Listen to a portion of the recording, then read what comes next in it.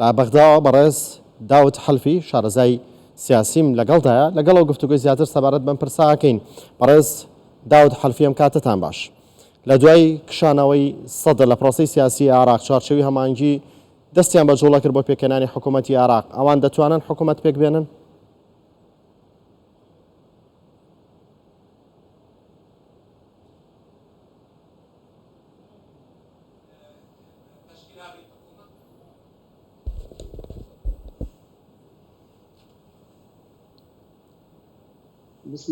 بەناوی خۆی بەخشندەی میهرەبان، ئێوەرەتان باش بۆ ئێوە و بۆ کەناڵی کوردستان 24 بەڕێز و بینەرانی بەڕێز لە هەمان کاتدا پێمان وایە کەوا مەحشتێکی مەحاڵ نییە کە حکوومەت پێک بهێنرێ، بەڵام ئاستەنگیان هەیە، ئاستەک لە بەردەم چوارچێوەی هەماهەنگی هەیە کە چۆن بتوانێت ئەم حکوومەتە بتوانێت سەرکەوتوو بێت لە هەمان کاتدا ئاراستەیەکی هەبێت بتوانێت کە ئامانجەکان بپێکێت بۆ خزمەتی گەلانی عێراق بکات و سەروەری گەلەکە و خاکەکەی بپارێزێت. ئەمانە بەڕاستی ئەرکی و کاری زۆر سەختن، بەبێ ڕەوتی سەدر ئەستەنگی سەختن بەڕاستی، چونکە ڕەوتی سەدر بە هەمان شێوەکە کە کشایەوە لە پەرلەماندا ئەویش کێشەی خۆی هەبوو، ئەو ئێستا دەرفەتێکی دایەوە بە شەقامی عێراقی و لایەنەکانی دیکە ئایا چێ حکم پێکەنانی حکوومەتی پەک دەخست. ئەمە پەیامێک بوو کە ڕەوتی سەدر گەیان. بەڕاستی ڕەوتی سەدرم دوای کشانەوەشیان هەر لە گۆڕەپانەکەدا بوونیان هەیە و بەڕاستی بە ملیۆنان کەس جەماوەریان هەیە، ئەوان توانیان هەیە کە بجوڵێن لە هەمان کاتدا ڕەنگە لە هەمان کاتدا چوارچێوەی هەماهەنگی بتوانێت حکوومەت پێک بهێنێ، بەڵام پێ دەڵێم کەوە ئاستەنجیان هەیە کە ڕەنگە دەتوانن ئەم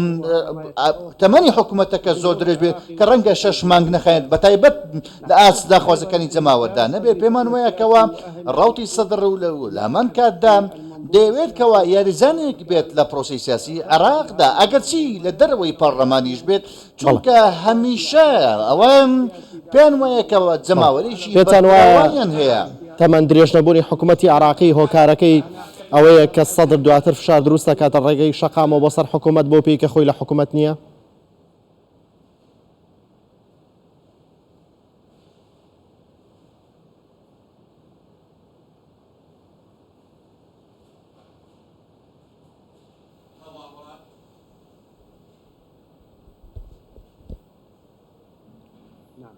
بەڵێ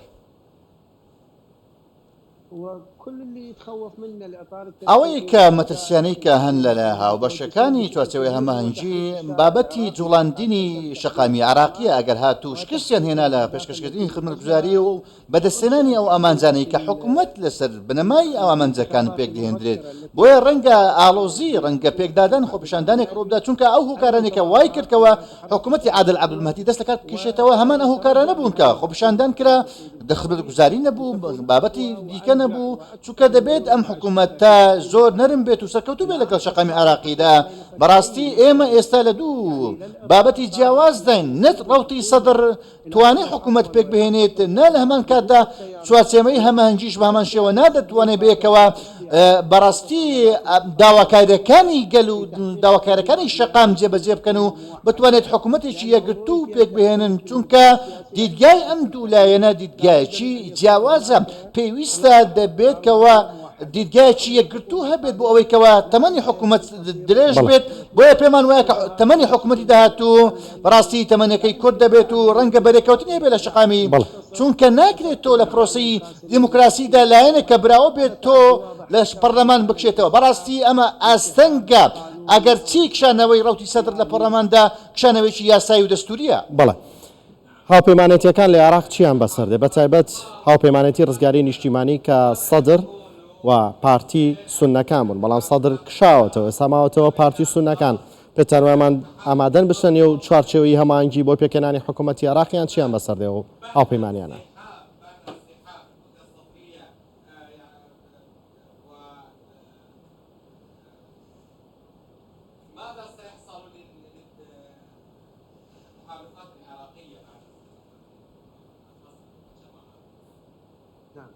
بەڵێ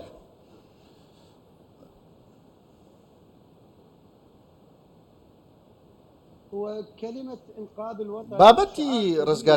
هاوپەیمانی ڕزگارکردن نیشتیمان دروشمێکی زۆر بابەتێکی زۆر گرنگ بوو بەڕاستی ئومێدێکی زۆر هەبوو بۆ ئەم هۆپەیمانەتیە ڕزگارکردنی نیشتیمان پێویستی بە قوربانیدانە بەڕاستی پێویستی بە قوربانیدانە پێویستی بە ئەوەیە کە ئێمە بتوانین ئامانجەکان و بنەماکان بپارێزین ڕەوتی سەدەر بەڕاشکاوی قسەی خۆی کردووە بەڕاستی گوتوێتی ئێمە لەگەڵ گەندەڵکاران نابینە هاوپەیمانان لەگەڵ ئەوانە نابینکەوە کارتەکان تێکەڵ دەکەن و ئێمە ناکرێتکەوە بڵین کاتەکانی جەماوە داواکارەکانی جەماوەڵ تێکردبێکلی بکەین ئێستا تۆپەکە لە گۆڕاپانی لایەنەکانی دیکە ئایا دەتوانن لەو ئاستە بنکەوە لە ئاست هاوپەیمانی ڕزگاری نیشتیمان بن و حکوومەت پێک بهێنن و بتوانن حکوومەت بهێن ئامانجەکان بەدەستی بهێنێت بۆ ئەوەی کەوا یاخود ئایا ئامانجە حیزبیەکان وەلا دەنێن ئێمە ئەمە لە داهاتوودا دەبینین ئایا دوای پۆستەوەن یاخود بەدوی چیترەوەن چونکە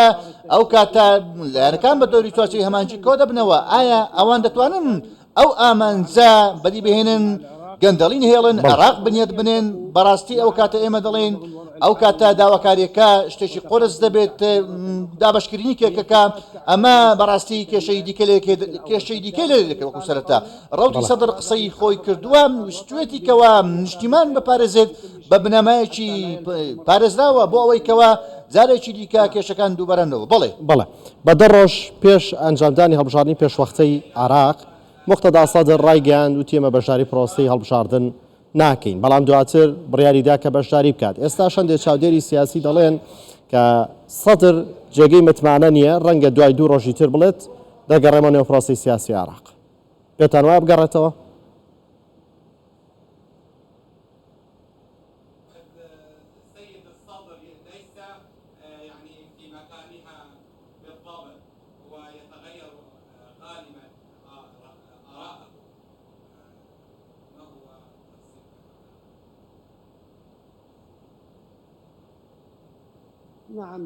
بەڵێ شانەوەی لە پەرلەمان پێش هەڵبژاردن بەڕاستی دەنگدانەوەیکی زۆری لە شەقامی عێراقی لۆکەوتوتەوە لامان کاتە نیگەرانیشی لەلایەن سیاسەکان لێکەوتوتەوە لە بابەتی کشانەوەی سەدرەکان لە پەرلەماندا بابەتی هەڵبژاردن لەمان کاتە نیگەرانی لێکەوتوتەوە بەڵام کشانەوەی ئەم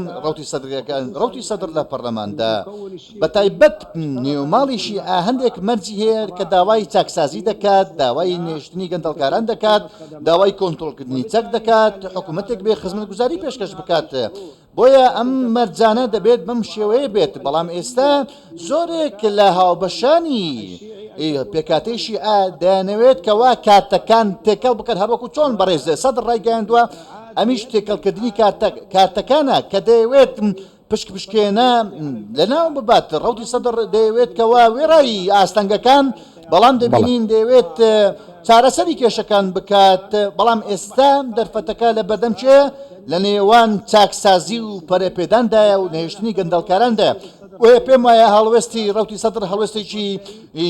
جێگیرە هەڵوێستێکی نەگۆڕە بەڕاستی بەڵێنێکە لە نێوان ئەو خوادا بەڕاستی جارێککە ناگرێتەوە بۆ سیستەمی تەوافق و سیستەمی پشکێنەی تایفی کە ئەمەیە بنەمایەکە کە سەدر کاری لەسەر دەکات ناگەڕێتەوە بۆ ئەوەی کە لە ڕابرد و ڕووی داوە بەڵکو